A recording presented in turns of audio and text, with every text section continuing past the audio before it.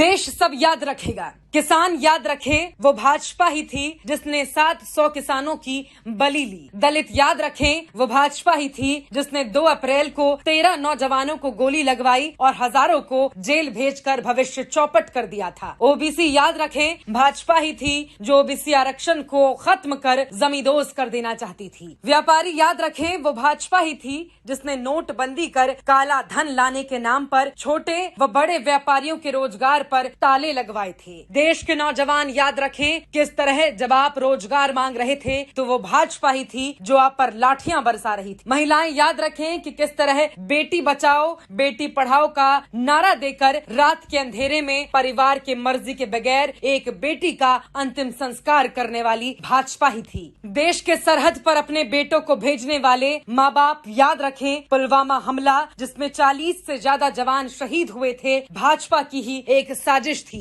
देश के लोग वो कोरोना का दौर भी याद रखें जब देश को अस्पतालों की जरूरत थी तो मंदिर बनवाए जा रहे थे। जब लोगों को दवाई चाहिए थी तब ताली और थाली बजवाने में भाजपा लगी हुई थी। देश को अडानी अंबानी जैसे पूंजीपतियों के हाथों में बेचकर देश के नौजवानों को बेरोजगार करने वाली भाजपा ही थी। जो भाजपा को वोट देगा वो अपने साथ साथ अपने बच्चे अपनों के भविष्य के साथ भी गद्दारी करने का काम करेगा। भाजपा भगाओ देश बचाओ।